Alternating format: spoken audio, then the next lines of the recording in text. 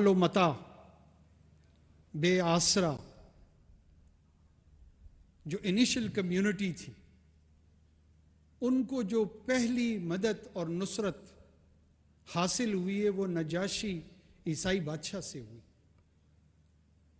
اور آپ صلی اللہ علیہ وسلم نے ان کا لیے غائبانہ نماز جنازہ ادا کی۔ پھر ایک نسخہ آج تک محفوظ ہے، اور تا قیامت اٹ از باؤنڈ، علماء حق اس کی گواہی دیں گے، علماء سو نہیں، کہ عیسائی جہاں جہاں روئے زمین، اس پلانٹ میں جہاں عیسائی ہوگا، جہاں پہ بھی ہوگا، وہ اپنے عقائد کے اندر رہتے ہوئے، ان عقائد میں کوئی تبدیلی نہ کرتے ہوئے، اسی انداز میں ان کے مرد اور خواتین اپنی زندگی گزارتے ہوئے، امت محمدی صلی اللہ علیہ وسلم پہ یہ فرض ہے، جیسے نماز فرض ہے، جیسے زکوٰۃ فرض ہے، یہ حکم فرض ہے کہ انہوں نے ان کا تحفظ کرنا ہے، ان کے مال و متاع و عزت و آبرو، ان تمام کے جو محافظ اور امین ہوں گے وہ امتی ہوں گے۔ میں کوئی فتویٰ نہیں دینا چاہ رہا، اگر کوئی یہ کردار ادا کرنے کو تیار نہیں ہے، وہ اپنے گریبان میں جھانکے کہ کیا واقعی وہ امتی ہے، اس کو ضرور اپنے گریبان میں جھانکنا چاہیے۔ ابھی یہاں قرآن حکیم کی آیتیں تلاوت ہوئی، کوئی بھی معاشرہ وہ عدل و انصاف ان کے اصول کے تحت وہ ایگزسٹ کر سکتا ہے، وہ قائم رہ سکتا ہے۔ اس کا جو قیام ہے وہ مادی وسائل اس کو گارنٹی نہیں کرتی، علمی جد و جہد اس کو گارنٹی نہیں کرتی۔ ایک ہی اصول ہے کہ جو وہاں پہ بسنے والے لوگ ہیں ان کے بیچ جو سینس آف جسٹس ہے، جو انصاف کے حصول کا احساس ہے، وہ یکساں طور پہ تمام لوگوں میں موجود ہو۔ جب وہ موجود ہوتا ہے تو وہ گھر بھی قائم رہتا ہے، وہ معاشرہ بھی قائم رہتا ہے، وہ مملکت بھی قائم رہتی ہے۔ اور جو گھر کے دشمن ہو، جو اس معاشرے کے دشمن ہو، جو اس مملکت کے دشمن ہو، ان کا پہلا وار اس نظام انصاف پہ ہوتا ہے۔ مجھے بہت خوشی ہوئی کہ ہمارے فورتھ کمنگ چیف جسٹس صاحب یہاں غالباً 2 روز قبل تشریف لائے، چیف منسٹر پنجاب نے لیڈ رول لیا، ہماری ملٹری لیڈرشپ نے فورتھ کمنگ انداز میں آئے اور انہوں نے انشور کیا، آرمی چیف نے، کہ مائنورٹیز کے رائٹس کے پروٹیکشن پہ کسی قسم کا کوئی کمپرومائز نہیں ہوگا۔ آئی ایم سو پراؤڈ کہ ہمارے صوبے میں چیف سیکرٹری اور آئی جی پنجاب کی صورت میں ایک ایبل بیوروکریٹک لیڈرشپ ہمارے پاس، ایک ایبل ایڈمنسٹریٹو لیڈرشپ ہمارے پاس موجود ہے، جو کہ روزانہ کی بنیاد پہ یہاں کے جو ضرورتیں ہیں، یہاں کے جو تقاضے ہیں، ان کو پورا کر رہے ہیں۔ میں آپ لوگوں کو یہ یقین دلانا چاہ رہا ہوں کہ میں مستقبل آنے والے وقت کسی کے کنٹرول میں نہیں ہے۔ ایک چیز ہے جو انسان کی اختیار سے باہر ہے، اور وہ ہے مستقبل۔ کسی کو نہیں پتا آنے والا کل کیا لے کے آئے گا، کوئی نہیں جانتا کہ پرسوں کیا آئے گا، کوئی بھی آنے والے وقت کو پریڈکٹ، ابھی تک انسانی علم اس سطح پہ نہیں پہنچا کہ وہ آنے والے وقت کا بتا سکے۔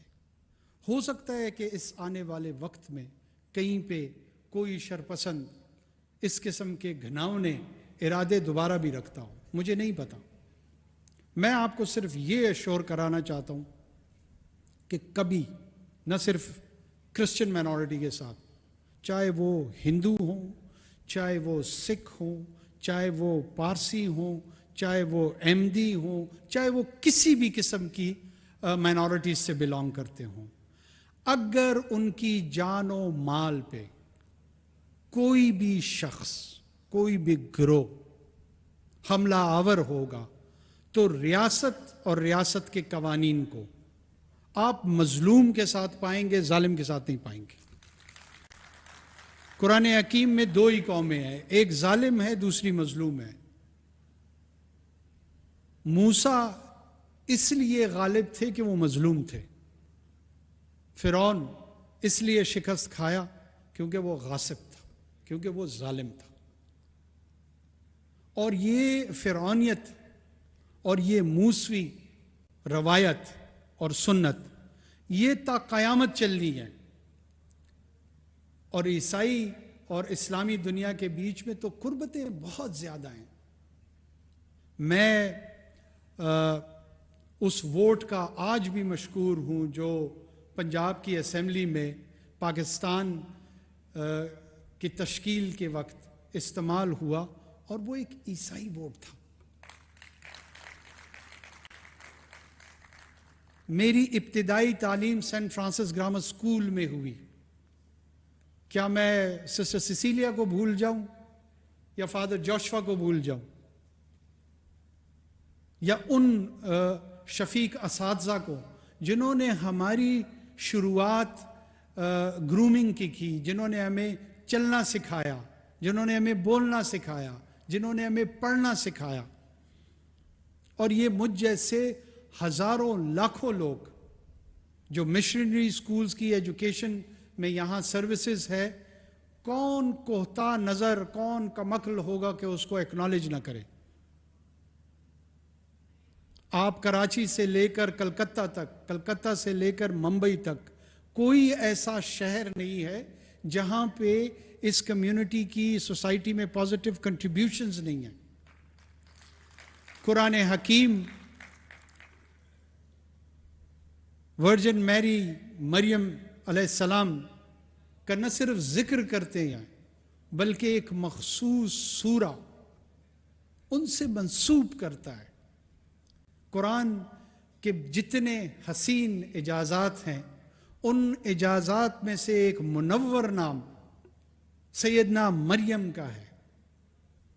قرآن کے اجازات میں جو عیسیٰ علیہ السلام کا ذکر ہے وہ خدا اپنی قدرت کے شان کو بیان جب اس شان میں تذکرہ عیسوی ہے،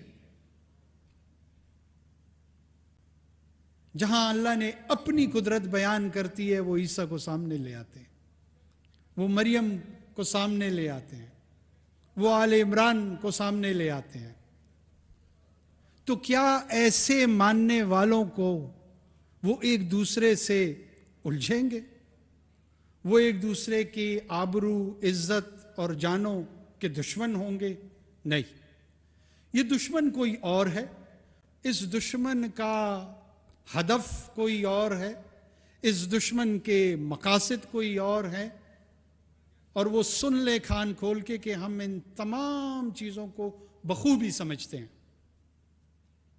اور انشاءاللہ وہ ہمیں تیار پائیں گے کہ ہم اپنے لوگوں کا تحفظ بھی کر سکیں اور ان کو بھی انصاف کے کٹہرے میں لا کے کھڑا کر سکیں۔ ہم اپنی مائنورٹیز کو پروٹیکٹ کرنے کا جو ہمارا عادہ اور عزم ہے وہ اس لیے نہیں ہے کہ ہمیں کوئی پازیٹیو پریس جو ہے نا وہ نیشنل میڈیا میں ملے یا انٹرنیشنل میڈیا میں ملے۔ We are doing it out of conviction, we believe in it. Minorities target Europe میں بھی ہو رہی ہیں، مائنورٹیز ٹارگٹ امریکہ میں بھی ہو رہی ہیں، مائنورٹیز ٹارگٹ ہندوستان میں بھی ہو رہی ہیں، اور ہر مملکت کی اپنی ذمہ داری ہے کہ وہ اس سلسلے میں اپنی ذمہ داریاں خود نبھائیں۔ بحیثیت ریاست پاکستان جو چیز میں سمجھتا ہوں ہمیں امتیاز دلاتی ہے ان تمام مملکتوں سے، وہ یہ ہے کہ ہمارے ویلیو سسٹم میں، ہماری سینس آف ٹالرنس میں، ہمارا چاہے جوڈیشل سسٹم ہے، ہمارا چاہے پارلیمان ہے، ہماری چاہے سول سوسائٹی ہے، ہمارے چاہے اسٹیٹ انسٹیٹیوشنز ہیں، چاہے وہ ڈیفنس سے ریلیٹڈ ہوں या अदरवाइज हों, इन तमाम इदारों में यकसां तौर पे माइनॉरिटीज़ के हवाले से क्लैरिटी है।